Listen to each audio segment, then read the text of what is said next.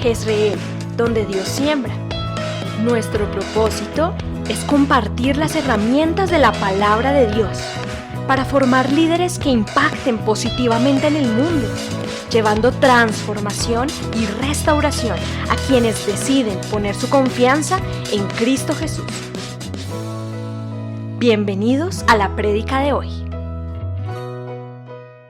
Comencemos entonces, porque en el capítulo 19 en adelante vamos a hablar de 5 eventos fundamentales. Uno, las bodas del Cordero, por eso cantábamos la canción. Han llegado las bodas del Cordero, ojalá se la aprenda para que ese día cuando lleguen la podamos cantar, ¿está bien? Luego vendrá entonces la segunda venida de Cristo, la segunda venida. Imagínense cuando hablemos de la segunda venida, que es una de las cosas que más la gente repite, es que el Señor va a venir por segunda vez. Pero todavía faltan muchas cosas para la segunda venida de Cristo. Entonces vamos a contextualizar en tiempo cuándo va a ser la segunda venida. Después de la segunda venida viene el fin de Armagedón, de la famosa confrontación final de la que en otros capítulos hablamos, donde todas las naciones se van a reunir para una última batalla, bueno, digámoslo, dentro de lo que describimos de Apocalipsis, una última batalla, que llamaríamos una batalla global, llámela la Tercera Guerra Mundial o llámela de esa manera, pero vamos a hablar de la confrontación final, qué sucede al final de Armagedón, y nos vamos al milenio y al juicio final. Son los acontecimientos que se narran. Entonces comencemos con el capítulo 19 en el versículo 1. Oí una gran voz de gran multitud en el cielo. Oí una gran voz de gran multitud en el cielo. ¿Está bien? Miren que desde que comenzamos en el capítulo 1, una de las cosas que dijimos que íbamos a exaltar, que íbamos a de alguna manera a mostrar que a veces no se ve en Apocalipsis o que la gente lo pasa por alto, es los tiempos de adoración y exaltación que se van a dar a Dios. Nos centramos en lo difícil, en lo complicado, en las cosas que van a venir, que la gente va a sufrir en medio de ello. Pero una de las cosas que se repite periódicamente en Apocalipsis es la adoración y la alabanza. En la misma medida en que vamos viendo que lo que Dios había presupuestado, planeado y nos había revelado, se vaya cumpliendo, pues obviamente que nace en el corazón de uno, alabanza y gratitud, porque todo lo que está escrito se cumplirá, y cuando se cumple lo que está escrito mucho tiempo atrás, lo que nos genera a nosotros es una cada vez más profunda convicción de que Dios cumplirá todo lo que ha dicho con nosotros. O sea que cuando hablamos de una vida eterna, cuando hablamos de una vida que ya no tendrá nuevamente un proceso de separación de Dios en la relación como lo que estamos viviendo, obviamente que expresa uno en el corazón, gratitud, alabanza y adoración. Entonces, una gran multitud en el cielo. ¿Qué decía esa gran multitud? Aleluya. Y si ustedes miran en esos primeros versículos del capítulo, aleluya aparece 4 veces, y es la única vez en el Nuevo Testamento que la palabra aleluya aparece. Y simplemente para traducirlo de una manera más coloquial es, alaben al Señor, adoren al Señor, con un sentido de, obviamente, alegría, júbilo, pero también de gratitud. Por eso usted mira la cartelera, hemos colocado todas las tarjetas de los 12 meses del año con un sentido de gratitud. Hay muchas cosas que han pasado en este año, seguramente para usted hubo cosas buenas, agradables, hubo cosas satisfactorias, también tuvo de pronto situaciones difíciles, complejas, hubo familias que perdieron seres queridos en este año. Hay muchas cosas que suceden en un año, pero si uno va y resume, haciendo el balance de lo que fue el año, uno siempre termina diciendo, no fue un año malo, como muchas veces la gente dice, no, es que este año fue malo. No, no fue malo, tuvo muchas circunstancias de unas y de otras, pero finalmente en este año hubo un proceso de crecimiento, un proceso de comprensión, un proceso de madurez en nuestras propias vidas, y eso genera gratitud. Entonces cuando decimos aleluya, es ese sentido de alegría, de gozo que experimentamos, pero que está fundamentado es en la gratitud.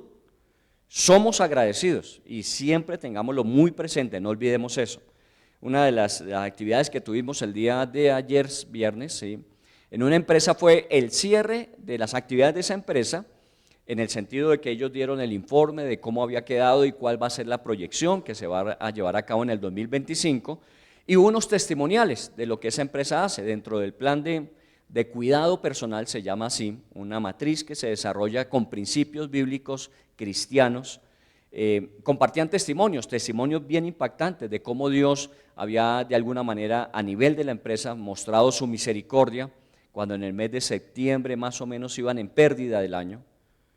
Ya a este final de cierre hubo aún utilidad en el año y ellos decían fue milagroso. Tenían un proceso con la DIAN por un error en una presentación de uno de los documentos que necesitaban durante el año y había que pagar como 29 millones y la DIAN estaba cerrada a que eso tenía que ser así. Y obviamente todo el equipo de oración de la empresa, una empresa que tiene un equipo de oración, se puso al frente de esa situación y finalmente la semana anterior les avisaron que efectivamente van a reconocer que aunque hubo un error, hubo una presentación de la corrección de ese error a tiempo y no va a ser sancionada la empresa. Entonces, imagínense tantas cosas que suceden y que la gente las escucha.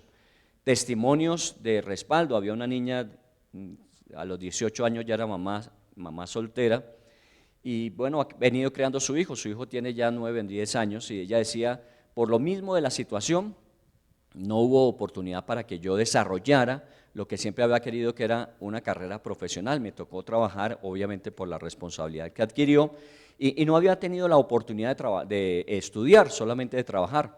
Pero en esa empresa donde estaba, uno de los programas tiene que ver con apoyo en la parte educativa de sus empleados.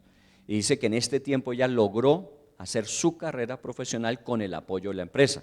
Y eso es un testimonio que la gente escucha, porque obviamente las empresas que buscan un bienestar económico, un retorno de utilidad, que los socios obviamente incrementen su patrimonio, pero se nos olvida que todo eso quien lo produce son las personas que trabajan allí y que de alguna manera parte de ese retorno de inversión tiene que ser en las personas que producen ese beneficio. Entonces, todo esto es muy satisfactorio en el sentido de cerrar un año difícil, no es un año fácil, no ha sido un año en que se han dado las cosas, ha sido un año que ha tocado remar un poco más fuerte, pero que siempre hay bendición en ello.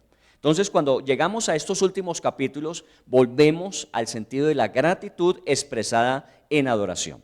¿Cuáles son los motivos que hay en ese capítulo para hablar de la exaltación con alegría, de la gratitud? Dice, salvación, honra, gloria y poder son del Señor Dios nuestro. Como usted ha visto en los capítulos anteriores, obviamente Satanás, la bestia, el falso profeta, todo ese sistema que hubo en los capítulos anteriores, que aparentemente atrajo la atención de toda la humanidad, la centró en ello.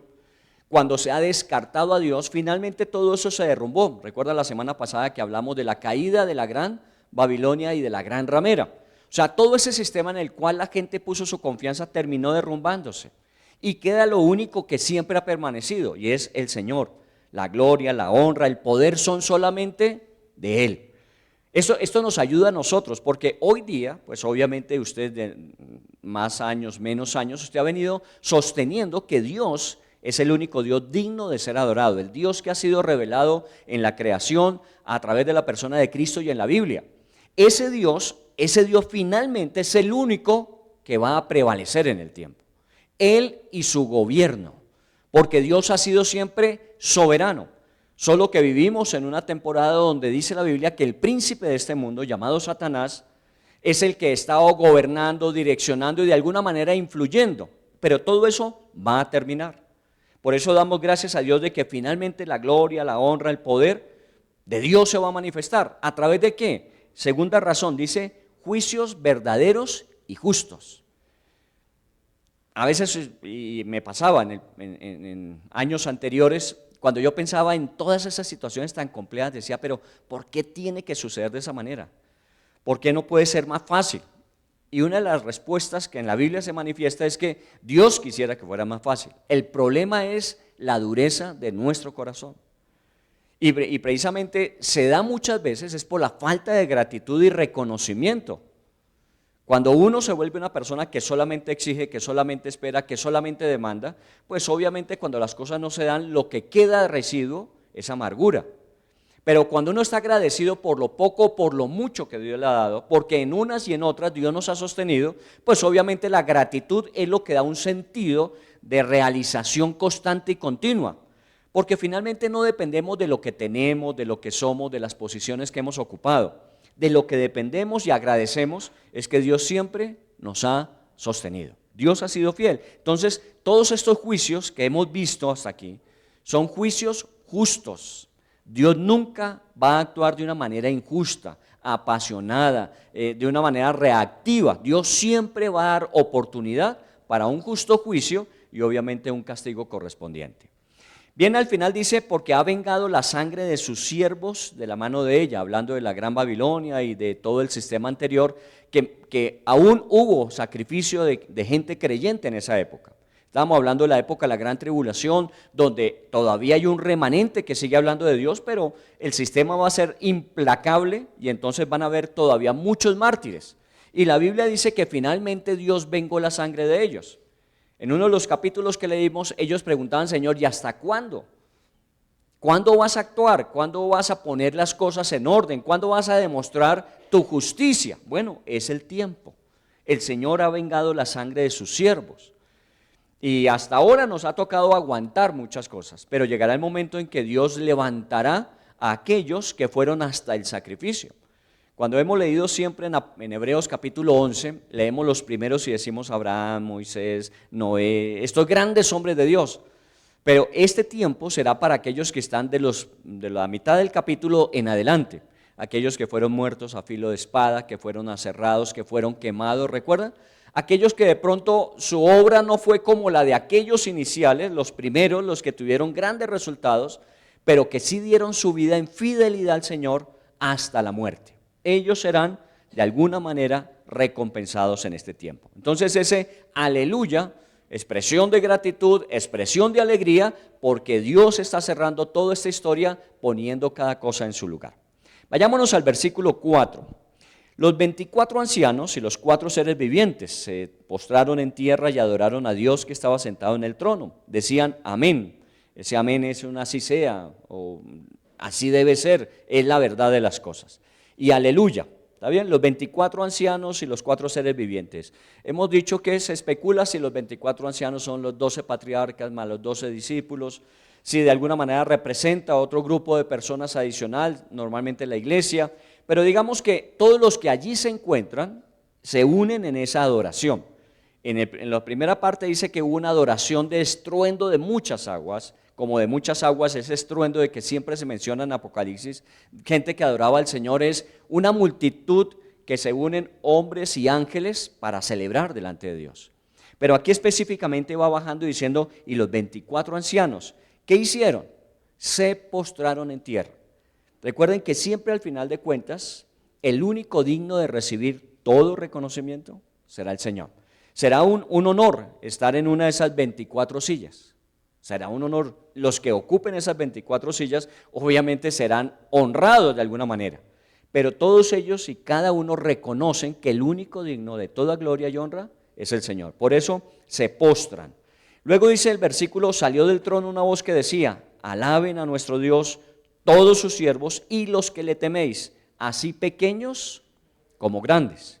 Bueno, si esos 24 son los grandes, los que de alguna manera, por testimonio, por entrega, por servicio, por sacrificio, ocupan esas posiciones, los demás no estamos exentos de alabar al Señor. Dice, alaban al Señor todos sus siervos, sean grandes o pequeños. A veces uno piensa que en la vida Dios fue favorable más con otros que con uno, ¿cierto? A veces uno hace cálculo y dice, no, pero es que aquellos fueron más bendecidos. Hubo una época de una persona que estuvo aquí en la iglesia y yo mirando siempre la evaluación de los procesos, yo decía, Señor, pero a este hombre lo bendices tremendamente, pero es de los más inconstantes, es de los menos comprometidos, Señor, y yo te podría sacar una lista de gente que ha sido más comprometida, que ha sido más fiel, que ha estado más en la jugada, y esos son de los que llevan del bulto, Señor. A mí no se me hace como medio justo esto. Pero bueno, finalmente tú eres el que sabes cómo trabajas con cada cual. Y así era. Yo cada vez que venía y compartía un testimonio me decía, no, es que Dios hizo esto y esto, y decía, Señor, otra vez. Y fulano de tal, y fulana qué. Ellos son fieles, Señor, hasta el final. Bueno, el momento para cada cual es diferente. Hay algunos que han recibido mucho ahora y otros que recibirán lo que debieron después. Pero nunca se canse, nunca se dé por vencido, nunca piense que fue en vano, nunca. Dios es un Dios que siempre llega con retribución. Lo importante es siempre perseverar. En Gálatas Pablo lo decía, no se cansen de hacer el bien, porque a su debido tiempo segaremos si no desmayamos. Ese versículo es clave. No se cansen de hacer el bien, porque a su debido tiempo. ¿Cuál es el debido tiempo? Ese es el problema. Que uno dice, Señor, pero como que usted se demora, y en algunos casos como que se olvidó de ello. No, Dios nunca se olvida. En su respectivo momento, el Señor hará justicia. Por eso todos, grandes o pequeños, los que hemos visto o los que no hemos visto, tenemos que adorar al Señor. Y esa gran voz de la multitud que decía, como estruendo de muchas aguas y con voz de truenos decían, aleluya, así sea, porque el Señor nuestro, Dios Todopoderoso, reina. Y bueno, apréndase esa frase, nuestro Dios Todopoderoso reina. Miren todo lo que está sucediendo en el mundo actualmente, todos esos movimientos. Ya empezó el movimiento por el lado de Corea, ¿han visto? Ya también se empezó a mover por allí estornudan y allí se salpican, ¿cierto? Hoy se está moviendo todo, hoy día se está moviendo todo y de alguna manera es la prevalencia del que más poder manifiesta, del que más poder tiene. Eso humanamente hablando es cierto, hay naciones más poderosas, hay naciones que de alguna manera tienen una incidencia en toda la geopolítica del mundo muy fuerte. Pero a nosotros no se nos puede olvidar que el que reina para siempre es nuestro Dios Todopoderoso. Estos capítulos nos ayudan tranquilos, esperemos. Dejemos que todo esto pase porque al final de cuentas todos ellos pasarán. Todos ellos pasarán. Y el único que va a permanecer, porque siempre ha sido, va a ser nuestro Dios. Ojalá usted ya salga, o si aún la lucha, si ya salió mejor todavía, salga de esa laguna que a veces el diablo quiere poner delante de uno, donde uno empieza a patinar, donde uno empieza a navegar con dificultad. Y todo eso es cierto, todo eso es verdad. Ayer hablaba con un cura, un sacerdote, muy joven él, y dice que son de los, no sé si son 13 o 17 doctorados en Biblia en la iglesia católica que hay en el mundo, 17 doctorados en Biblia. Entonces nos pusimos a hablar un rato, y bueno, hay que escuchar un doctor en Biblia, pues hay que escucharlo a ver qué tiene que decirnos. Y cuando comenzó a hablar me dijo, no, es que como el Génesis pues obviamente no existe, sino que de alguna manera es una forma de, y el diluvio nunca existió, y Moisés nunca sacó al pueblo de Israel, y yo decía, bueno, ¿y qué fue lo que este hombre estudió? ¿De qué Biblia estamos hablando? No es la misma Biblia.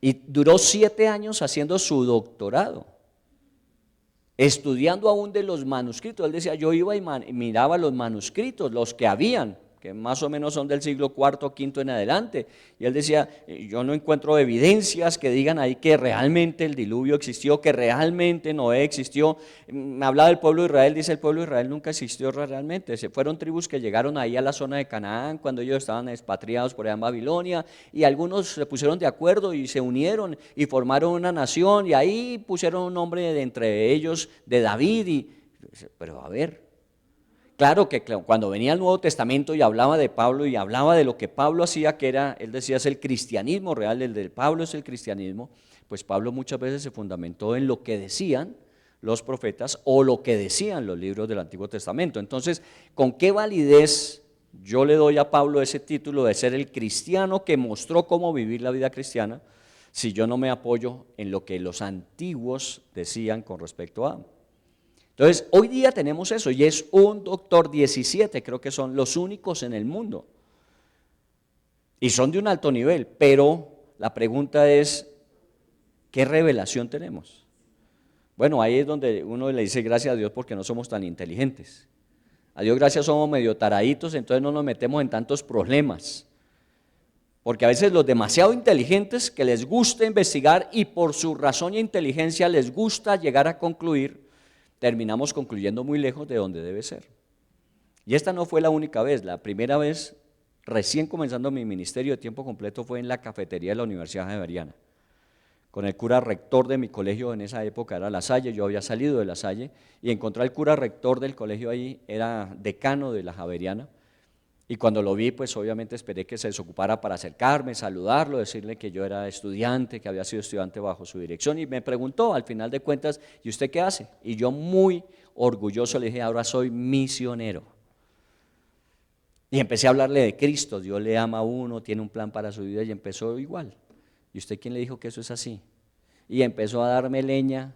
Ese día yo salí de esa universidad pensando que lo mejor era retirarme de esta visión que Dios estaba llamándome a vivir, a cumplir, el llamado a servirle. Y este viernes fue recordar un poco eso.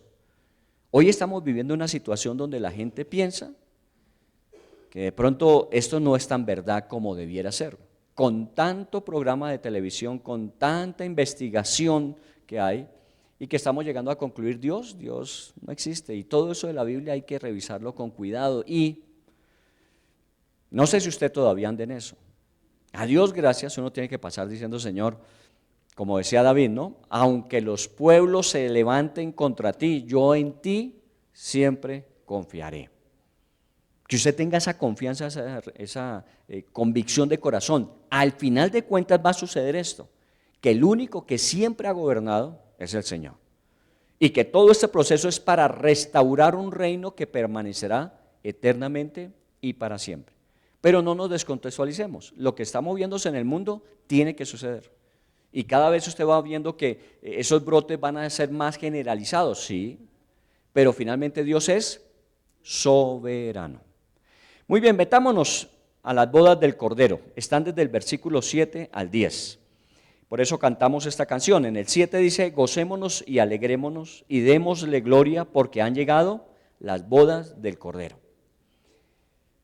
La unión eterna e indivisible de Jesús con su iglesia. Recuerden que hemos sido arrebatados previamente, estamos en el cielo, la iglesia, todos aquellos que hemos creído en Jesús, que hemos aceptado su sacrificio como el único medio redentor para nuestra necesidad espiritual, y entonces estamos allí, y es el momento de unirse. Bueno, nos tocaría de pronto ir un poco más allá de lo que nosotros conocemos de un matrimonio, porque estamos hablando de una cultura donde los matrimonios se celebraban de otra forma. De alguna manera usted puede conocer, los contratos matrimoniales se llevaban a cabo entre los papás. Y los hijos, desde muy pequeños, ya eran comprometidos con hijos de otras familias. Entonces el niño con la niña de fulano de tal, los padres hacían el convenio matrimonial y cuando los hijos crecían se casaban, ya estaban destinados para eso. Finalmente llegaba el momento del matrimonio, entonces lo que se hacía es que el novio iba a la casa de la novia con un grupo de sus amigos y recogía a la novia y la llevaba a la celebración del matrimonio. Obviamente la novia venía con su grupo de amigas, la llama de doncellas en la Biblia, y se reunían y concretaban ya la celebración de su matrimonio y la consumación de él. Era todo un proceso a largo tiempo. No es como nosotros que de pronto hoy vemos que no, nos conocimos hace 3 semanas y ya nos casamos. No, eso era todo un proceso largo y que no era necesariamente los que se casaban, los que habían determinado esa decisión, eran sus papás. Pero bueno, tomando esta visión de lo que en esa época se vivía, hablemos un poco de las bodas del Cordero dentro de ese contexto. Nosotros nos unimos a Cristo ¿en qué momento? En el momento en que le recibimos como Señor y Salvador. Hemos sido unidos a Cristo. ¿Sí o no? Bueno, vamos a repetir entonces para que no nos quede claro conforme a la doctrina de la salvación. Yo estoy unido a Cristo desde el momento en que lo acepto como mi Señor y mi Salvador. En ese momento mi vida se une a Él. O sea, de alguna forma yo ya estoy comprometido con Él. Y es un compromiso que no se va a romper, como lo hacían los hijos. Los hijos, una vez que sus padres decidían que estaban comprometidos todos los años de su proceso de crecimiento, formación, hasta el día de su matrimonio, ellos sabían que iba a ser con esa persona que sus padres habían elegido. Nosotros sabemos que somos de Cristo cuando lo conocimos y de en adelante el resto de nuestras vidas, solo que hay un momento en que el Señor va a unirse de una forma indivisible para la eternidad. O sea, digámoslo, es el tiempo de la celebración, las bodas del Cordero. Entonces, ¿qué hace el Señor conforme a la iglesia, a todos los que hemos creído, para llegar a ese momento de nuestras bodas? El Señor viene antes y nos lleva a su casa, a arrebatamiento. El Señor toma a su iglesia, la lleva al cielo para allí realizar las bodas eternas. Entonces mire que tiene mucha razón dentro de su cultura, que hemos sido salvos, en Cristo Jesús estamos unidos a Él, pero el día de nuestras bodas con Él, nuestra unión indivisible hacia el futuro, a la eternidad, es en las bodas del Cordero. Ninguno de nosotros va a ser excluido de eso, de los que hemos recibido a Cristo. Todos y cada uno de nosotros, arrebatados previamente, estaremos en el cielo y finalmente en las bodas. Entonces dice, gocémonos y alegrémonos por eso. Su esposa se ha preparado. ¿Cierto? La iglesia estamos en un proceso de preparación.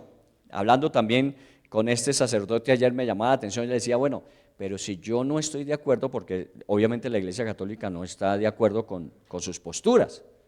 Decía, bueno, si usted no está de acuerdo con la posición de la iglesia donde usted trabaja, ¿por qué está todavía ahí? Si usted va en contra de muchas cosas de lo que la iglesia dice. Ah, no, porque es que nos toca de todas maneras sostener esto. Pues si me toca a mí sostener esto, si esto están mal, están equivocadísimos, porque yo no puedo sostener esto. Esto, el que lo ha sostenido, ¿quién es? El Señor. ¿Qué equivocaciones y errores ha cometido la iglesia? Hablo desde los apóstoles, la iglesia católica y la iglesia desde la Reforma, que llamamos iglesia protestante. ¿Cuántos errores no se han cometido? Y todavía, y los que aún faltan, y que el Señor venga pronto para que no sean muchos, todavía. Pero la Biblia dice, y la iglesia se ha preparado. Sí, errores todavía se dan, y se darán. Pero de alguna manera lo que está haciendo el Señor es preparándonos, cada día preparándonos. ¿Para qué? Para ese encuentro de las bodas. Usted y yo estamos en un proceso no solamente de sostenernos hasta que el Señor venga o nos muramos y vayamos a su presencia, sino cada día preparándonos mejor. Una mayor comprensión de las cosas nos permite estar preparados mejor para el futuro. Cuando hemos hablado de todo esto de Apocalipsis, y quiero decirles sinceramente, para mí ha sido una bendición este tiempo de Apocalipsis. Prepararse uno para el futuro es muy particular. ¿Por qué? Porque estamos preparándonos para una realidad que ya empezamos a ver que se está dando. Pero más allá de eso, la realidad final de la cual esos últimos capítulos hablan. Y que nos vamos a encontrar y nos vamos a unir para siempre con el Señor, donde ya no habrá llanto, alegría, ya no habrá lágrimas, ya no habrá dolor, ya no, lo único que habrá es una excelsa glorificación del Señor y es una satisfacción profunda en nuestro corazón. Eso es lo que se avecina. Entonces estamos mirando por encima de la realidad en la esperanza de lo que vendrá después. Y eso a mí me alegra. Y por eso me preparo. ¿Qué trato de hacer? Pues obviamente estar firme hasta el final, pero ayudando a ganar a muchos otros para Cristo en el camino. Esas son las dos cosas. Yo estoy firme hasta el final, eso espero en el Señor, que el Espíritu Santo nos ayude a estar firmes, pero siguiendo ganando a otros para Cristo. Nuestros procesos evangelísticos no se pueden detener. Básicamente lo que la iglesia necesita hacer es evangelizar. Que hacer discípulos, claro, forma parte de la gran comisión, pero hacer discípulos ¿para qué? ¿Para engrosar el número de miembros de una iglesia? No, hacer discípulos es para preparar a otros para que nos ayuden a ganar a otros y hacer un proceso de multiplicación en la salvación, no en la congregación. Porque hacen otros lo que queremos es sumar, que haya más gente, que tengamos que comprar otra casa y seguir creciendo. Muy bueno si así es. Pero la intención no es el crecimiento de la congregación, sino el alcance de los que no han sido alcanzados, la salvación de los que aún no son salvos. Esa es la intención. Entonces hay que saber hacer las dos cosas. Vamos creciendo, pero con un objetivo final y es la salvación de otros. Entonces la iglesia se está preparando para eso. En el versículo 8 dice, y a ella se le ha concedido que se vista de lino fino, lino y resplandeciente, porque el lino fino es las acciones justas de los santos. Todavía nuestro vestido no está del todo. ¿Recuerdan Zacarías? que también es parte de la lectura que hicimos en este mes. Zacarías decía que Josué, el sumo sacerdote, estaba vestido de vestiduras impuras, ¿recuerdan que lo leímos? Pero que después el Señor ordenó que se le cambiaran las vestiduras. Todavía la iglesia no tiene las vestiduras finas y limpias. Cuando sea el arrebatamiento, cuando llegue la iglesia a la presencia del Señor, dice que será lo corruptible transformado en incorruptible. Lo que es temporal y terrenal será cambiado por eternidad. Entonces ahí es cuando la iglesia empieza a disfrutar de ese vestido lino, fino, resplandeciente, que son las acciones justas. Todavía hay mucho que corregir en la iglesia, pero una vez que pasemos de esta a la experiencia eterna, ese es un paso que se llama la ¿qué? Doctrinalmente hablando, a ver, los estudiantes de soteriología, cuando pasamos de esta experiencia terrenal a la experiencia celestial, hemos sido que ya hemos sido justificados en Cristo, hemos sido adoptados, seremos transformados a la gloria de la semejanza suya. Eso es lo que la Biblia expresa. Todavía no nos parecemos en esa transformación, pero en ese momento, ¡pum!, hubo un cambio sobrenatural y milagroso. Lo que era dejó de ser y empezamos a ser vistos de esta manera. No quiere decir eso entonces que no importa cómo vivamos ahora, porque llegará el momento en que, no, prepararse, la palabra anterior que leímos, prepararse implica que cada día yo trato de vivir de la manera más justa posible delante de Dios, en mi actuar, para que en ese momento obviamente se complete lo que Dios comenzó en nosotros. El que comenzó la buena obra la completará. Entonces la iglesia estará en su mejor momento cuando lleguen las bodas del Cordero. Y en el versículo 9 dice, y el ángel me dijo, escribe, bienaventurados los que son llamados a las cenas de las bodas del Cordero. Bienaventurados los que son llamados. ¿Quiénes son llamados a la cena de las bodas del Cordero, como expresa Apocalipsis? ¿Quiénes son? ¿Los salvos? Los salvos son los que participan, pero los llamados son todas las personas. ¿Recuerdan cuando el Señor preparó la fiesta y mandó a sus amigos la invitación? Y que hubo unos que dijeron, uy, no, qué pena, ese día yo estoy de viaje. Uy, qué pena, ese día yo tengo que ir al campo a recoger la cosecha. Uy, qué pena. Fueron llamados, habían sido invitados, pero no fueron. Y cuando empezaron a hacer cálculos, resulta que todos esos que habían sido llamados no respondieron que iban a asistir. Entonces, ¿qué dijo el Señor? Bueno, salgan por los caminos y a todo el que encuentre que quiera venir, que venga. ¿Cuál era la única condición? Que estuviesen vestidos dignos de la fiesta. Pero salgan a buscarlos. ¿Quiénes fueron invitados a esta celebración? Todos los hombres. Solo que los que participarán en ella fueron los que respondieron a la invitación y están vestidos de acuerdo a la celebración. Y eso estamos hablando es de los creyentes. Ahí sí podemos decir, los que participan son los creyentes. Claro, también ellos fueron llamados, pero hubo muchos llamados que no respondieron. Muchos fueron llamados, pero no todos fueron escogidos. Entonces, dele gracias a Dios que somos de ese grupo que, por la gracia del Señor, esto no se trata de que yo finalmente tomé una buena decisión. No, el Espíritu Santo nos ayudó a entender que no podíamos por nosotros mismos y necesitábamos depender de Él, y estamos inscritos y vamos a participar. Por eso no se dé el lujo de decir, no, yo simplemente asisto a la iglesia. No, usted respondió a una invitación personal. He aquí, yo estoy a la puerta de tu vida y llamo, porque no se trata de la invitación que la iglesia le hizo para que viniera. Y que eso también tenemos que tenerlo en cuenta. La gente dice, mire, vaya a la iglesia y verá que será salvo. No, venga Cristo que será salvo. En la iglesia podemos adorar juntos, podemos alabar juntos, podemos crecer juntos y podemos alcanzar a otros. Pero la salvación es en una relación de invitación personal de Cristo Jesús. Si tú abres la puerta, yo entraré, cenaré contigo y tú conmigo. Muy bien, me dijo en el versículo, estamos en el 8, ¿no? Me dijo, en el 9, me dijo que estas son palabras verdaderas de Dios. ¿Por qué tiene que decir eso? Uno diría, pues claro, pues si es la palabra de Dios, son palabras verdaderas, son la palabra de Dios. No, tiene que decirlo, ¿sabe por qué? Porque aún muchas veces en nuestro razonamiento estamos diciendo, pero sí será, no será. No, de esto uno tiene que estar convencido. De esto tiene que estar seguro. Y para que nosotros tengamos la plena seguridad, dice, y póngale la firma, esta es mi palabra. Es así como lo he dicho. Y vuelvo a decir, la gente a veces que tiene otras filosofías, que tiene otras creencias, viven más convencidos que muchas veces los mismos cristianos de lo que Cristo y su palabra nos dice. Y tenemos que ser iguales. Quiero decir, ellos creen en eso y lo defienden. Nosotros tenemos que creer en lo que su palabra dice, porque el Señor dice son palabras verdaderas de Dios. Bueno, al final se dará cuenta quién tenía la razón. Y ese final es para usted. Está aquí escrito.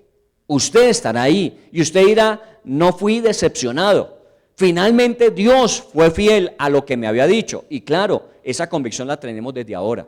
Por eso profundicemos mucho en la palabra de Dios. Sí, hay muchas cosas que aprender y yo le doy gracias a Dios porque tenemos muchas cosas que podemos enseñar, pero muchas veces nos apartamos hacia esas y nos retiramos de la palabra de Dios. Y lo único que va a permanecer hasta el fin es su palabra. Todo lo demás nos sirve para hacer mejor nuestro trabajo, pero Dios y su palabra es lo que permanecen para siempre. Muy bien, pasémonos al segundo evento. Entonces ya terminan las bodas del Cordero, se postran, adoran. Juan va a adorar al ángel que le está diciendo, le dice, no, yo soy como usted, adore a Dios, ¿cierto? Segunda parte de la historia de estos capítulos, la segunda venida de Jesús, versículo número, ¿qué? 11, 10, entonces vi el cielo abierto, versículo 11, entonces vi el cielo abierto, nuevamente ve otra visión, cambia de panorama, ya las bodas del Cordero, y viene, dice, vi el cielo abierto y un caballo blanco y su jinete, un caballo blanco y su jinete, ya había aparecido un caballo blanco. El que me diga qué caballo blanco apareció y qué era, tiene 5 días más en el cielo, en la mejor playa. ¿Recuerda que apareció en los 4 caballos del Apocalipsis? El primero era el blanco. ¿Y qué era el blanco? El anticristo. El anticristo.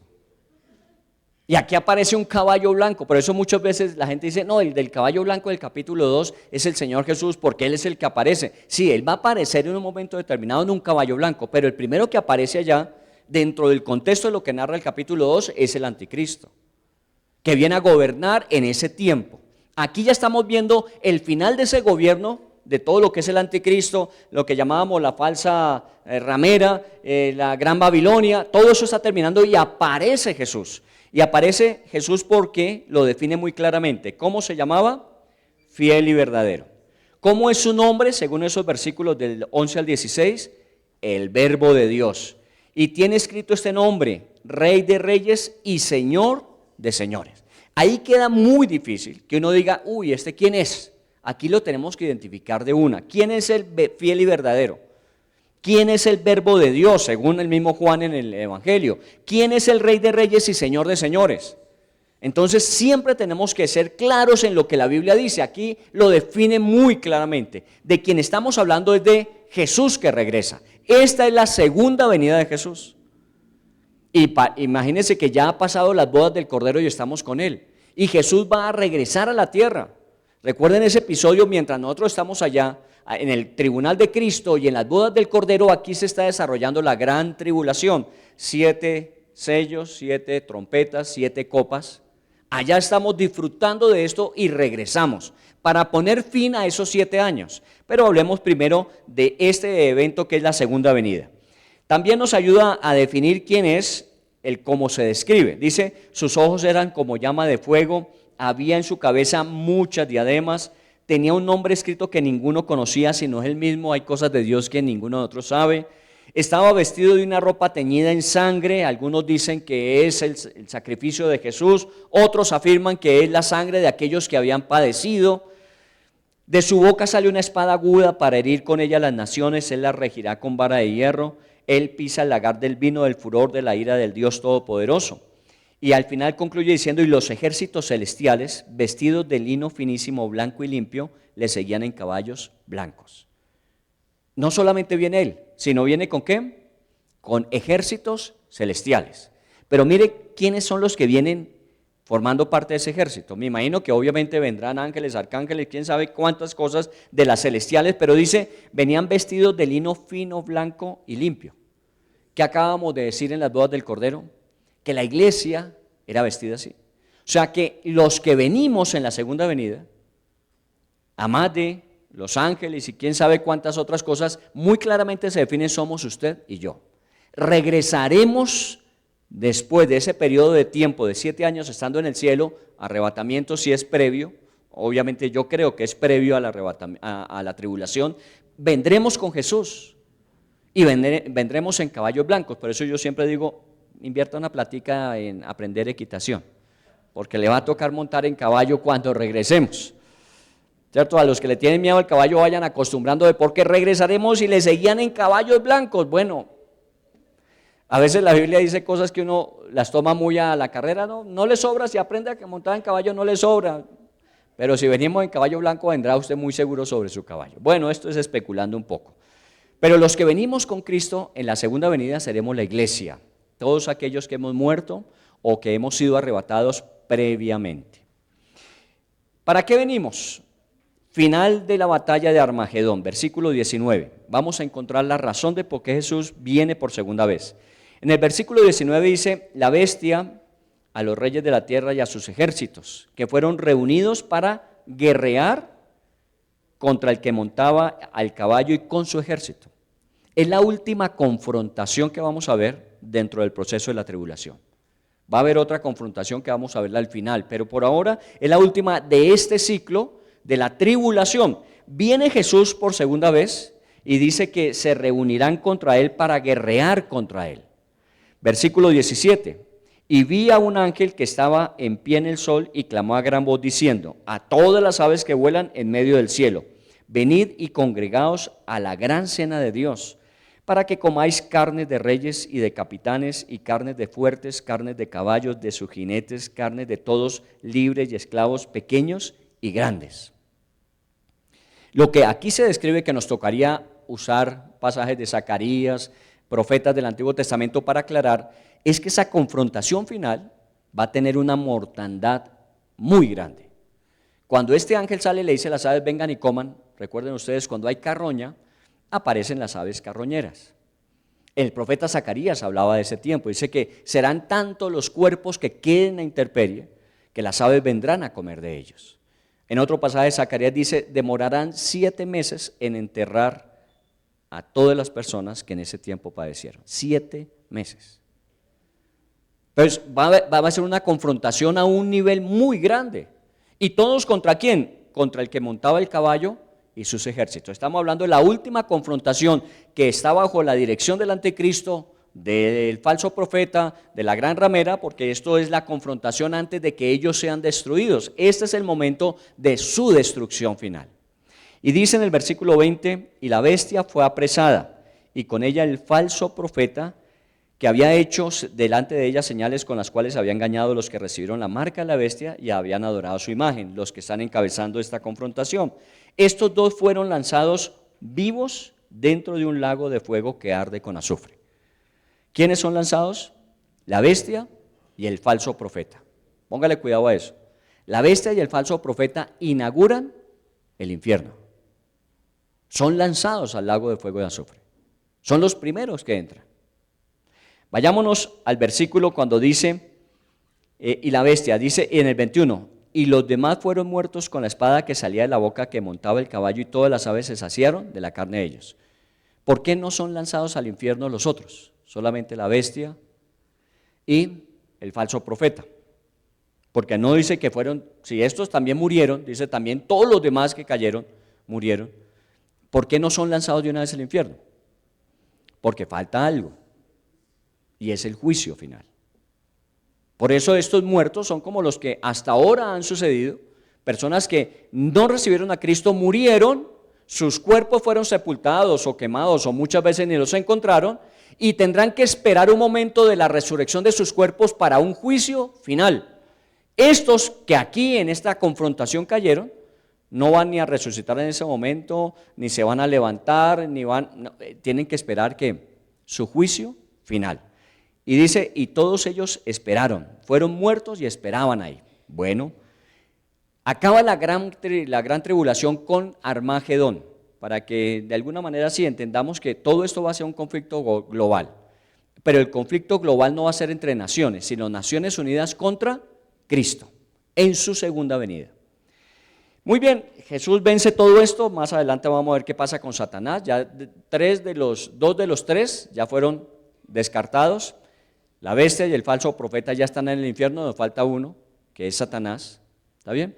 Jesús vence, establece su reino en la tierra y comienza entonces en el capítulo 20 el milenio, 1000 años de reinado de Jesús en la tierra. Entonces imagínense que todavía nos falta mucho tiempo sobre la tierra.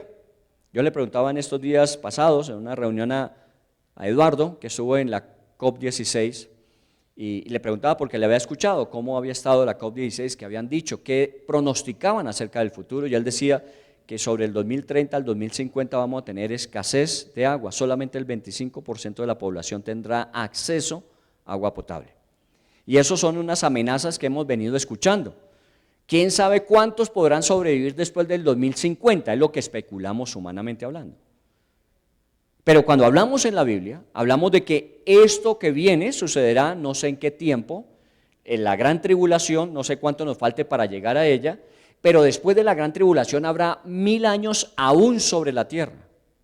O sea que esas amenazas que nosotros vemos hoy día, de alguna manera con esta venida de Jesús por segunda vez, muchas cosas serán restauradas, porque casi que es un gobierno como el del paraíso nuevamente sobre la tierra.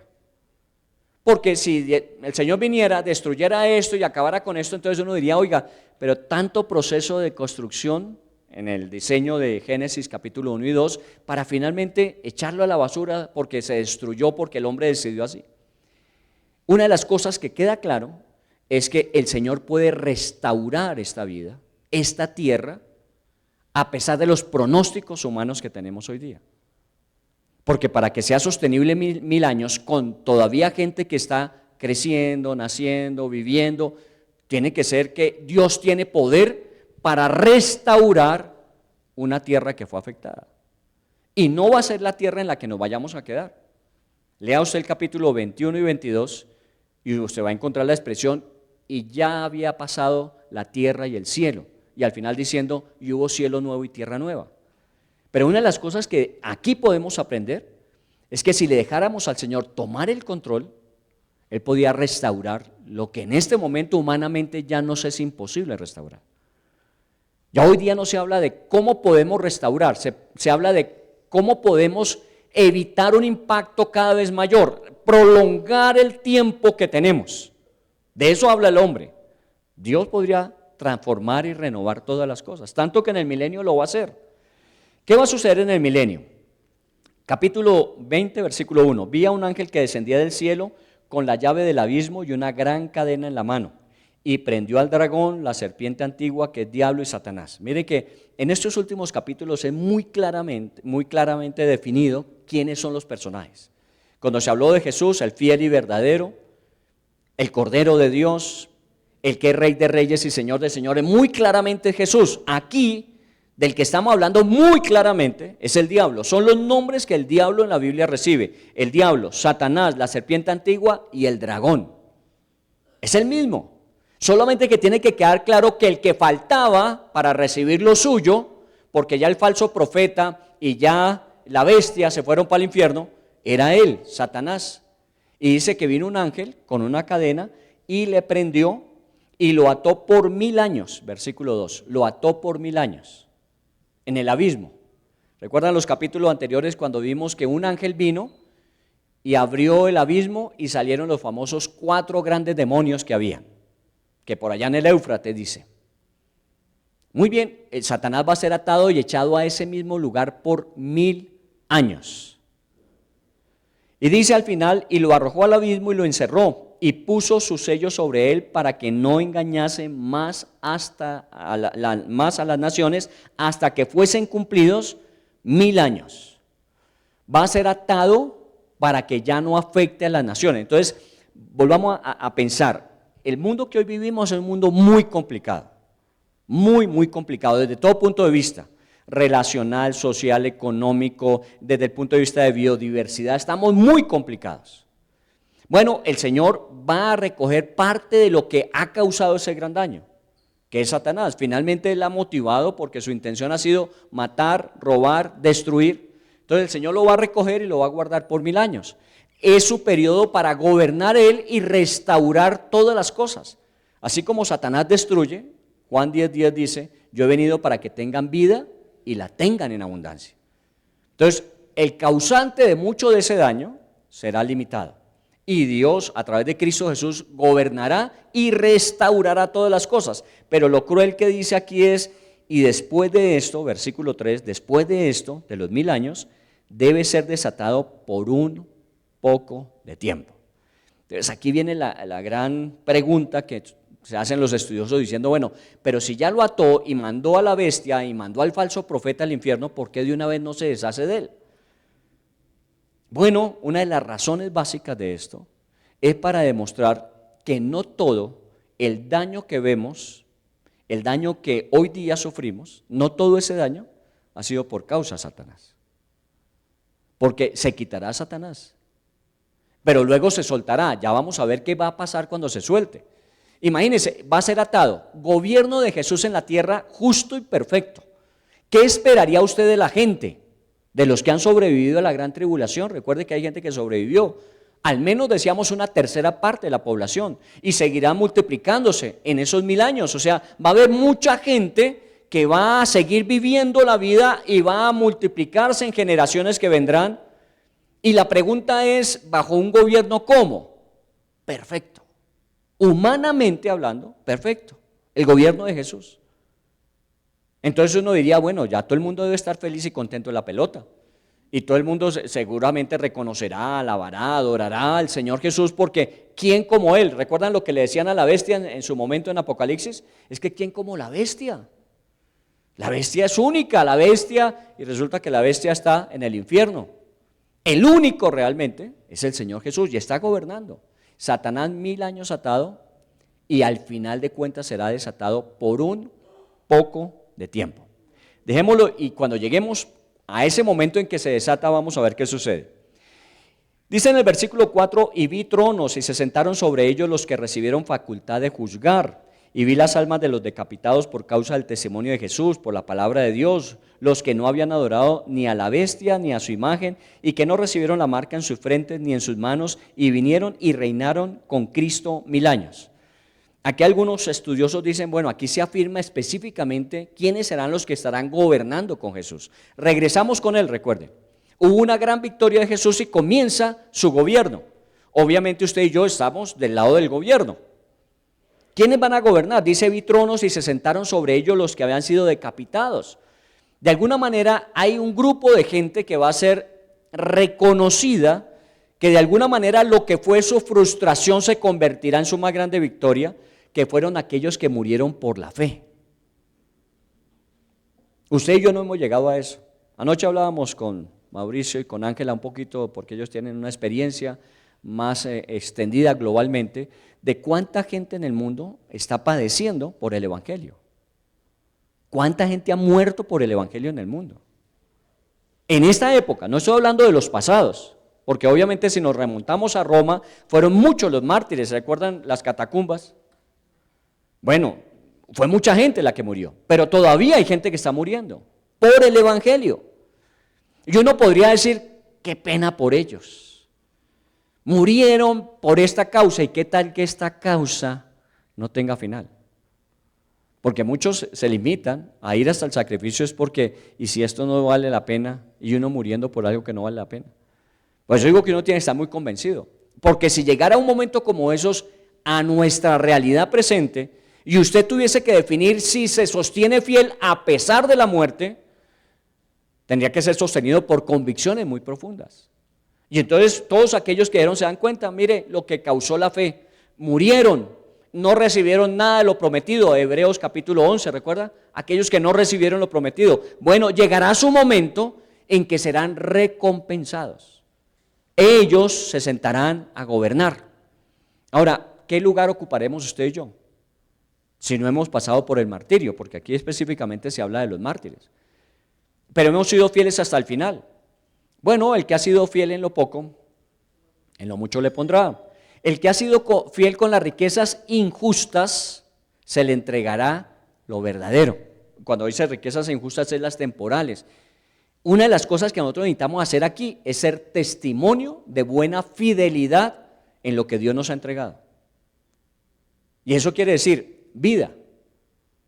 Usted recibió la vida de Dios. Usted no fue producto de un agente biológico, de un accidente biológico, de una unión de un esperma y un óvulo y entonces salió usted. No, usted vino de las manos de Dios a través de un proceso que Él mismo estableció. Crezcan y multiplíquense.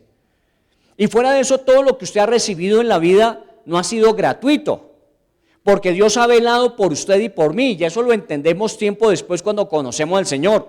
Cuando uno decía es que yo fui de buena suerte y me salieron las cosas y se me dio todo, no fue tanto así, sino que aún sus ojos, los ojos de Dios estaban sobre usted y miraba por usted en el futuro, y un día usted llegó a reconocer eso y todo eso más lo que Dios ha agregado, todo eso se le ha entregado para que usted sea fiel con ello.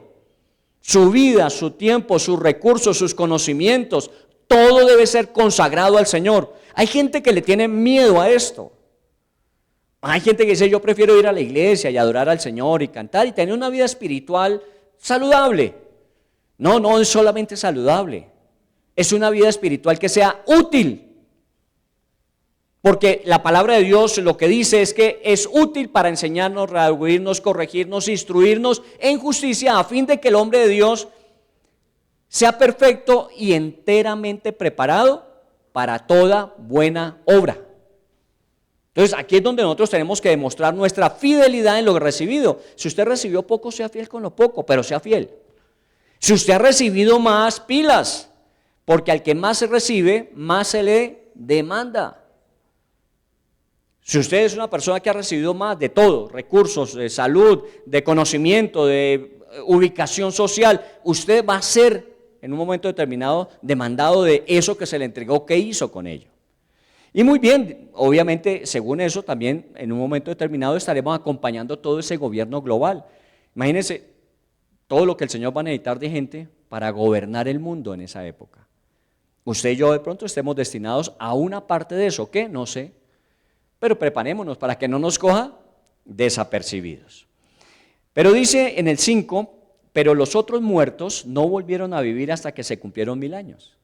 O sea, todos los que han muerto de ahí en adelante, no es que mueren y ya como vivimos bajo el gobierno de Cristo vuelven y se levantan. No, van a estar muertos los que rechazaron a Jesús y aún dice los que durante esos 1000 años mueren, esperarán hasta el final de los 1000 años. O sea, la vida continúa como la conocemos, solo que usted y yo hemos sido transformados de corrupción a incorrupción, de temporalidad a eternidad. No me pregunte, ¿y cómo es eso que se puede convivir la eternidad con la temporalidad? No lo sé, yo no tengo respuesta para eso. Pero la Biblia dice que usted y yo que somos ya eternos, tenemos una naturaleza eterna, no vamos a tener problema con los que tienen una naturaleza temporal todavía. Y ellos van a morir y van a ser enterrados hasta el final. Y dice, esta es la primera resurrección. Bienaventurado el santo y el que tiene parte en la primera resurrección. La segunda muerte no tiene potestad sobre esto, sino que serán sacerdotes de Dios de Cristo y reinarán con él 1000 años. Incluye no solamente los que fueron mártires, sino todos aquellos que pasamos por esta primera resurrección. ¿Cuál es la primera resurrección? Los que han muerto en Cristo fueron resucitados el día del arrebatamiento. Como no vimos la muerte, y hablo como si viviésemos ese momento del arrebatamiento, como no vimos la muerte, nosotros seremos transformados. Y esa es la primera resurrección. La segunda resurrección es la que viene de los que no creyeron y al final serán levantados para ser juzgados. Bienaventurados los que pasaron por la primera. Y ellos reinarán como sacerdotes de Dios y de Cristo por 1000 años. Entonces imagínense la expectativa nuestra hacia el futuro. Nosotros que tanto peleamos y luchamos por ubicación en este mundo temporal y no tenemos la misma intensidad para luchar por aquellas cosas que son eternas y celestiales. Es porque a veces perdemos la perspectiva. A veces pensamos que toda la vida es esto. No, esto no es toda la vida. Esto es parte de la vida y es preparación para algo mucho mayor y mejor que vendrá. Por eso una de las cosas más claras que tiene el cristianismo a la luz de lo que enseña la palabra de Dios es que nosotros nos preparamos es para la eternidad, no para la temporalidad. Ayer, el jueves que estuvimos estuvo Armando ahí con nosotros trabajando con un grupo de militares. Ellos son personas que trabajan más o menos hasta los 50 años, su vida, su carrera militar, 50, 55 años, y salen pensionados.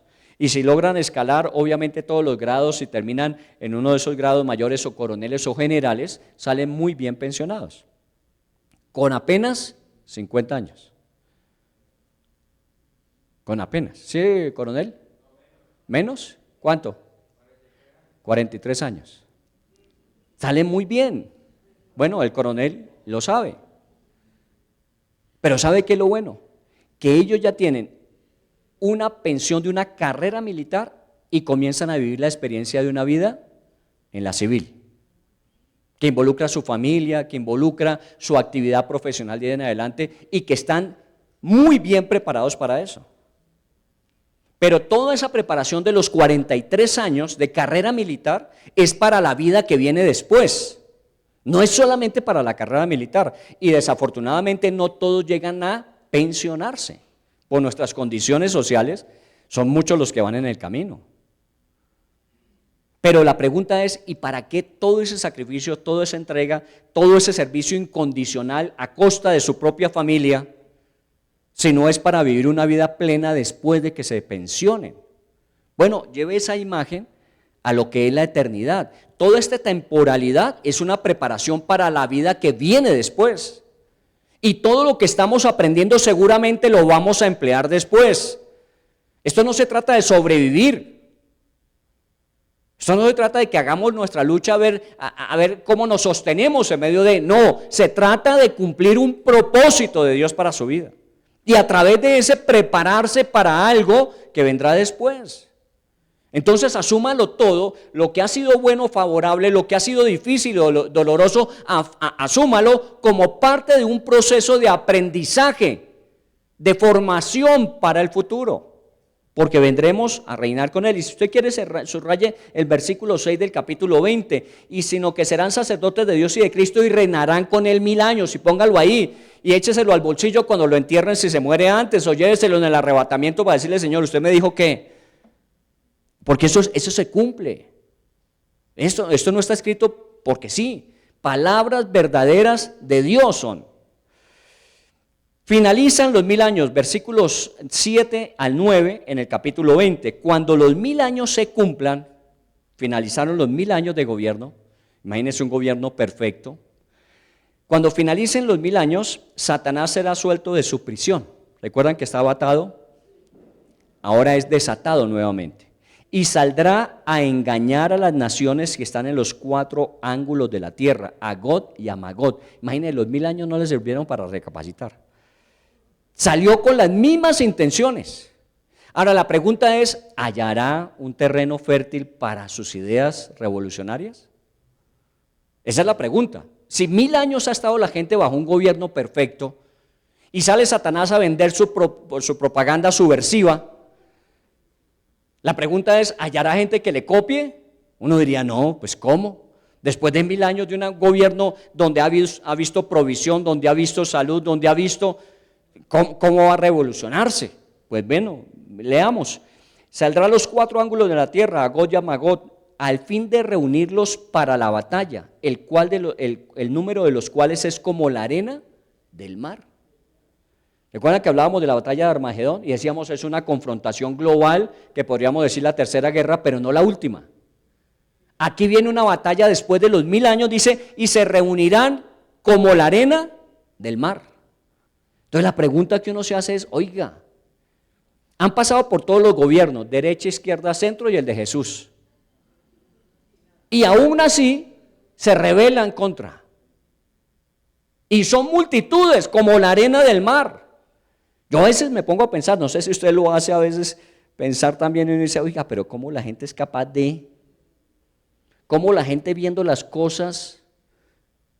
Porque hay naciones que uno dice, oiga, pero es que no ven cómo los tratan, cómo los maltratan, y aún siguen. Yo a veces veo programas de televisión de estos gobiernos últimos que hemos tenido, no en Colombia, fuera de Colombia. Yo no veo un poco de gente aplaudiendo, celebrando unas decisiones que uno dice, oiga, ¿y es que esto no se dan cuenta de cómo están realmente? Si uno dice, ¿qué les pasa?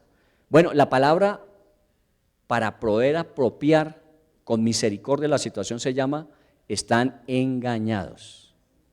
Están engañados, ellos no se dan cuenta de la situación. Cuando se den cuenta para muchos va a ser demasiado tarde. Aquí salió a engañar y engañó a muchos como la arena del mar, y subieron sobre la anchura de la tierra y rodearon el campamento de los santos y la ciudad amada. No solamente fue una intención, sino fue una ejecución de un plan contra la ciudad amada, posiblemente la ciudad de Jerusalén, donde está el gobierno del Señor. Y dice, y de Dios descendió fuego del cielo y los consumió. Mire otra historia. Recuerda la confrontación, el Señor con todo su ejército vino y un combate donde hubo muertos a más no poder. Aquí dice el Señor con fuego los consumió. Bueno, lean en el Antiguo Testamento cuando hubo alguna rebelión en el pueblo de Israel, una de una tribu completa que el Señor dijo, uy, esa familia la embarró, hay que juzgarlo y condenarlos a muerte. Y se abrió la tierra y se los tragó. El Señor no tuvo que utilizar una sola flecha en esa época. Como en esta época no va a tener que utilizar un gran armamento, simplemente cayó fuego del cielo y los consumió.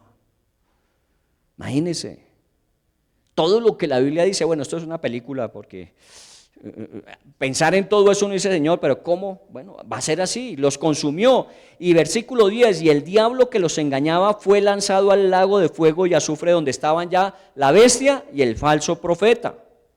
El último que faltaba de los tres, por fin va a su lugar eterno, el infierno. Tras la última derrota, después de 1000 años de haber estado atado. Y termina diciendo, serán atormentados día y noche por los siglos de los siglos. No imagine que el infierno es simplemente playa baja. Que uno a veces dice, el cielo playa alta, el infierno playa baja. No, no es playa baja, es peor que playa baja. Serán atormentados día y noche por los siglos de los siglos. Y esto es lo que uno tiene que pensar. Así como vamos a gozar eternamente, hay otros que van a sufrir eternamente. Trataremos de evitar al máximo que vayan más a ese lugar. Y esa es la tarea en este tiempo, ayudarle a la gente a que no tenga que terminar ahí. Y todos estos años que aún faltan. Seguramente en todo ese tiempo el gobierno de Jesús será para convencerlos de que vale la pena entregar su vida al gobierno de Cristo, pero muchos no lo hicieron y fueron a ser atormentados día y noche. Entonces viene lo último ya, versículo 11, y vi un gran trono blanco y el que estaba sentado en él, delante del cual huyeron la tierra y el cielo. Miren, huyeron la tierra del cielo, parece que ya aquí hay un cambio global. En cuanto a la estructura geográfica del mundo, dice que huyeron la tierra y el cielo y ningún lugar se encontró para ellos. Aquí ya comienza una transformación de esta tierra a esa nueva tierra y cielo nuevo que habrá en el final. Dice, ya no hubo lugar para ellos. El mar entregó los muertos que había en él, la muerte y el Hades entregaron los muertos que había en ellos y fueron juzgados cada uno según sus obras. ¿De quién está hablando? De los que rechazaron la oferta de Dios en el Antiguo Testamento a través de un sacrificio redentor y en el Nuevo Testamento a través de un sacrificio redentor eterno que es el de Jesús. Todos ellos serán levantados en ese tiempo. Vi a los muertos, grandes, pequeños, de pie delante de Dios y cada uno juzgado según sus obras. Dice allí en ese pasaje, y los libros fueron abiertos. Hay 2 libros.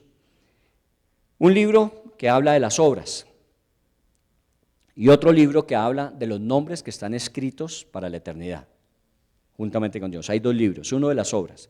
Usted me diría, bueno, pero ¿para qué el de las obras? Bueno, la gente va a apelar a lo que hizo, a sus obras.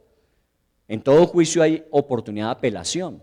No, usted merece la eterna condenación. Yo apelo, muéstreme el libro de las obras. Bueno, traigamos el libro de las obras. ¿Qué está escrito en el libro de las obras? Las obras. Buenas y malas. Las obras. Todo lo que hemos hecho. Lo que ha sido visible y no para los hombres. Todo está escrito. Bueno, juzguemos conforme a las obras. Y por obras Nadie se salva. Menos mal que nuestro libro de las obras ya no será revisado, porque a nosotros simplemente nos revisarán el libro de la vida.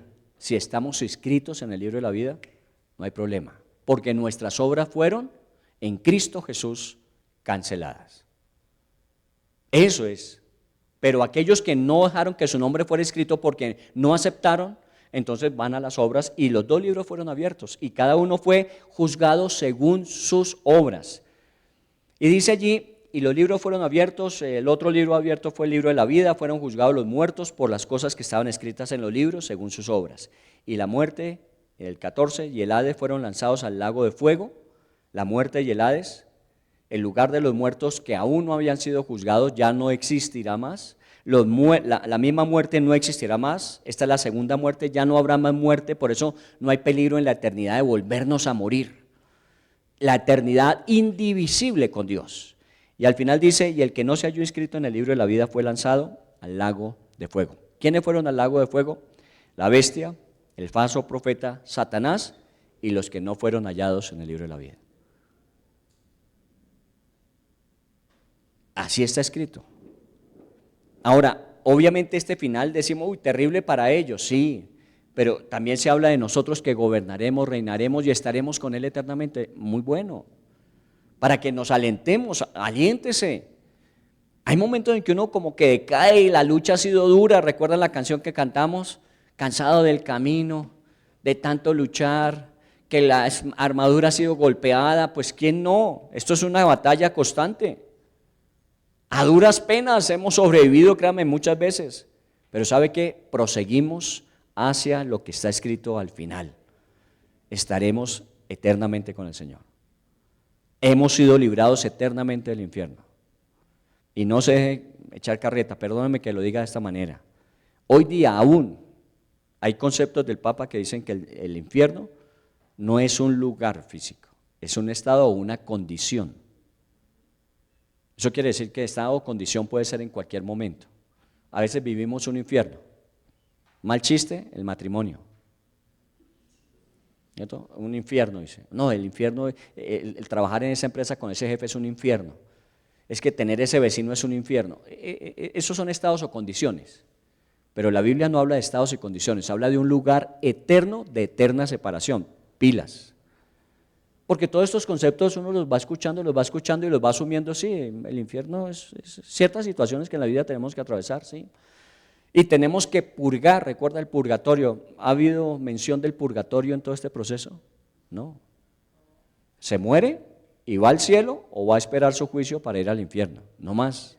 No hay otra posibilidad de oportunidad, todas están aquí y son muchas. Así que agradezcamos al Señor. ¿Recuerda cómo comenzamos este capítulo 19? Aleluya. Es una expresión de alegría, de júbilo, de gratitud al Señor. ¿Quiénes alababan al Señor? Los que están en el cielo, los ancianos, los ángeles, nosotros, todo el mundo alababa diciendo aleluya, por fin se va a cumplir el término del tiempo para vivir esa eternidad juntamente con Dios. Aleluya. Por eso Apocalipsis 22, cuando terminemos la semana entrante, termina diciendo, la iglesia dice, ven Señor pronto, porque lo que nos espera es glorioso. Venga Señor pronto. Sí, dejen de estar orando diciendo, Señor, permíteme acabar la carrera, Señor, permíteme casarme, Señor, permíteme tener un hijo, porque así nunca nos vamos a ir. Más bien, Señor, ven pronto. ¿Y cómo será la realidad si usted nunca se casó? No lo sé, pero va a ser espectacular, tranquila. ¿Cierto? Porque algunos están preocupados por casarse, otros, si yo nunca tuve un hijo y quería tener, tranquilo. Tranquilo, el lugar eterno, nosotros no lo podemos ni siquiera comparar con una experiencia terrenal. No lo podemos comparar, no hay nada que se compare a eso. Así que estaremos mucho mejor de lo que estamos ahora, si estamos bien y debemos estarlo. Cualquiera que sea la condición en la que nos encontremos, y pido perdón a los solteros que siempre los hemos descartado diciendo es que el matrimonio es increíble y compartir la experiencia con otra persona y tener una familia, y los que no se casaron, ¿qué? ¿Viven frustrados? No. Cada uno en la condición en la que Dios lo ha llamado tiene que vivir una vida plena y realizada, porque no sabemos si usted se alcance a casar o no. Entonces tiene que vivir usted en la esperanza de lo que será eternamente. Y si se le presenta una oportunidad, aproveche. Que no le pase como la garza. Han pasado buenas oportunidades y cuando cae el día la garza pierde visibilidad y le echa mano a lo primero que pase. Y puede ser un sapo. Cuidado. Entonces aprovechen mientras hay tiempo. Si no, tranquilo, esperen hasta el final. ¿Listos? Es Apocalipsis 19 y 20. Nos queda el 21 y 22. ¿Qué pasó después del juicio cuando ya se fueron al infierno los que tenían que irse? ¿Qué pasó con lo que queda que va a estar eternamente con el Señor? Usted y yo. ¿Qué va a pasar con nosotros? En 8 días terminamos el Apocalipsis. ¿Está bien? Demos gracias a Dios. Demos gracias al Señor. Bendito Dios. Yo en el nombre de Jesús quiero darte gracias. Porque no entiendo todas las cosas que están escritas. Obviamente hay muchas cosas que no se comprenden. Así como Juan decía, y hubo un nombre que nadie conocía sino solamente Dios. Sí, Señor, nosotros tenemos que decir, hay muchas cosas que no conocemos sino solamente tú. Pero hay cosas que nos es posible de alguna manera conocer dentro de todavía el límite de la capacidad personal y la capacidad humana. Pero hay muchas cosas que podemos conocer y nos hablan acerca del futuro nuestro. Permítenos, como alguien lo dijo en esta semana, alguien habló de muchas veces, sabemos de un precio, pero no conocemos el valor. Hay cosas que no tienen precio, pero son muy valiosas. Hay cosas que no se pueden tasar con una cantidad, pero son muy valiosas. Todo el mundo quisiera tener el suficiente dinero para comprar paz, para comprar alegría, para comprar realización, satisfacción, pero no se puede comprar con dinero. Pero la Biblia dice que los que estamos en Cristo, gozo experimentamos, tenemos la paz de Cristo, tenemos la satisfacción diaria de ese propósito que vivimos para cumplir. Eso, aunque no tiene precio, es muy, muy valioso. Hay cosas que no tienen precio, demasiado valiosas. Y hablemos de aspectos muy humanos, la fe. ¿Cuántas veces no he oído? Y la fe realmente vale la pena. Usted no se da cuenta cómo es el mundo, usted no se da cuenta cuál es la realidad. Esto no lo define Dios, lo definen los hombres. Esto no lo define Dios, lo definen las intencionalidades individuales. Y pareciera que en eso hay razón. Y muchos creemos que nuestra vida depende de los gobiernos, de las decisiones de Naciones Unidas, de las decisiones de... No, nuestra vida depende del Señor. Eso es demasiado valioso. Es tan valioso que en estos capítulos finales nos extiende el Señor para que veamos el final de las cosas. Hemos pasado por todas las difíciles que dice la tribulación y nos hemos podido llegar a imaginar, y creo que nos quedamos cortos en cuán terrible ha de ser. Pero el Señor no quiere que nos quedemos con una imagen de cuál terrible va a ser, sino la expectación gloriosa de cómo será el final. Y es ahí donde aleluya tiene sentido. Esa expresión de alabar al Señor con alegría y gratitud, porque conocemos nuestro destino eterno. Usted y yo tenemos un destino eterno, nuestras familias tienen un destino eterno. Aquellos que han recibido a Cristo, claro está. Y por eso nos esforzamos en que muchas más personas, comenzando con ellos, nuestros familiares, reciban a Jesús. Y creo que es necesario, más que nunca en este tiempo, cuando nos aproximamos de una forma muy rápida, a que doblemos más las rodillas por las familias, para que ninguno de ellos se pierda. Sería hacer una oración basada en una promesa que se le dio a un hombre, pero pidiéndole a Dios que nos permita que esa promesa se pueda aplicar a nuestra realidad como parte de una familia. Al carcelero en Éfeso se le dijo: cree tú y serás salvo tú y tu casa. El hombre no se mató como pensaba hacerlo, sino que escuchó a Pablo y a Silas que estaban allí en la cárcel y con ellos fue a su casa. Allí vendó las heridas de los prisioneros y después con su familia escuchó el mensaje y todos ellos se convirtieron a Jesús. La promesa, cree tú y serás salvo tú y tu casa, se cumplió para ese hombre. Bueno, digámoslo al Señor, sabemos que esa promesa fue hecha a ese hombre en esas condiciones, pero que es tu intención sobre toda familia. Cuando Dios levantó a Abraham, una de las cosas que a través de Abraham quería era bendecir las familias o naciones de la tierra. Dios quiere bendecir su familia. Y estamos ahí como el carcelero para llevar a aquellos que la palabra traían a la familia para que conocieran del Señor. Bueno, usted puede hoy estar preparado como lo estaba Pablo y Silas para hablar de Jesús a su familia. Pero pídale al Señor que le dé compasión para hacerlo. Pídale al Señor que le dé amor por su familia. Sé que las respuestas que muchas veces ellos han dado le han herido. Las respuestas que le han dado muchas veces lo han ofendido, la han ofendido. A Jesús le dijeron muchas cosas y no por esas dejó de morir en la cruz. Entonces no haga caso. No deje que su corazón se llene de dolor, de amargura, y que con esa amargura y ese dolor usted les hable acerca del futuro y la salvación o la eterna condenación. Sino como Jesús lo hacía, con compasión. Padre, perdónalos porque no saben lo que dicen, no saben lo que hacen. Perdónalos. Esa debería ser nuestra oración por ellos. Y pedirle, Señor, permítenos que vuelvan su corazón a ti antes que comience todo esto que hemos estudiado, que vendrá.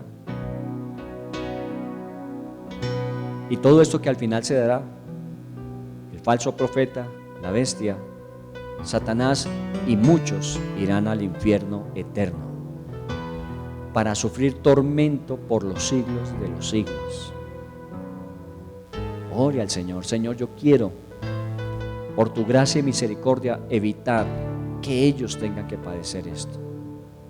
Ore por ese hermano, por ese familiar, por su papá, por su mamá, de pronto sus hijos. Y pidan al Señor mucha sabiduría, mucha compasión en su corazón. No se trata de ir a rematar, a acosar, se trata de ganarlos para Cristo. De que ellos puedan gustar y ver cuán bueno es el Señor y que dichosos son los que a Él se acercan. Y extendiéndonos más allá de nuestra familia, nuestros conocidos, vecinos, amigos de colegio, amigos de universidad, amigos de trabajo, poder también hablarles de Cristo y darle la posibilidad de que ellos también estén en el cielo. Es así, usted se juega la vida eterna o la muerte eterna de una persona. Por eso, con el mayor de los cariños, con el mayor de los afectos, aún sobrepasando muchas veces ofensas, hay que hablar de Jesús y llevar a la gente a que tenga un encuentro personal. No se conforme con decir es que viene a la iglesia. No, llévelo a que haga una oración consciente, profunda, sincera, personal, entregando su vida a Cristo, reconociendo que por su pecado no podrá jamás salvarse, pero la gracia de Dios fue tan grande que aún siendo pecadores, Cristo murió por él. Y esto es lo que nos queda por hacer. Sus meses, días, años que Dios le dé, a más de ese trabajo, esa actividad que usted realiza, piense que a través de ello es una oportunidad para hablar de Jesús. No necesariamente tiene que ser un predicador, no tiene que ser un pastor, no, usted tiene que ser simplemente es alguien cercano a un prójimo, que cuando ve que el otro está herido, que el otro ha sido golpeado, se aproxima y busca sanar sus heridas, pagar por su recuperación y salvarle. Esa es la visión de el buen samaritano. El buen samaritano es el que toma la acción con el que está herido, con el que fue atacado, con el que se muere, pero hay que salvarlo. Señor, danos como iglesia ese sentir de salvación. No nos permita simplemente venir a gozarnos, alegrarnos y estamos bien nosotros. Sí, te lo agradecemos. Por eso decimos aleluya. Pero permítenos no ceder en el compromiso de salvar lo que está perdido, Señor. Y te lo pedimos para todas las iglesias que creemos y seguimos a Cristo Jesús. Permítenos avivarnos en este tiempo para ir y ganar y salvar antes de lo que vendrá en los años. Te damos gracias y te bendecimos, Señor, y gracias por lo que nos queda de este año, estas semanas que nos restan. Permite que al terminar este Apocalipsis que nos diste la gracia de poderlo hacer finalizando el año, podamos decir, nos preparamos para cielos nuevos y tierras nuevas. Nos preparamos para un 25 muy diferente, con una actitud diferente, no porque vayan a cambiar circunstancias o situaciones, sino porque cambió nuestra aptitud, nuestra actitud, nuestra perspectiva de las cosas. Por eso va a ser mejor todavía. Gracias por los que hoy todavía estamos, por los que van a estar en los días siguientes, en las semanas, por los que ya viajaron y los que van a viajar. No nos permitas disiparnos. Danos tiempo para descansar, danos tiempo para recuperarnos, danos tiempo para participar de las familias, pero no nos permitas disiparnos de la realidad de que nos preparamos para cosas celestiales en el tiempo, que no solamente vivimos para lo temporal o lo temporal. Te bendecimos y te adoramos, te damos gracias.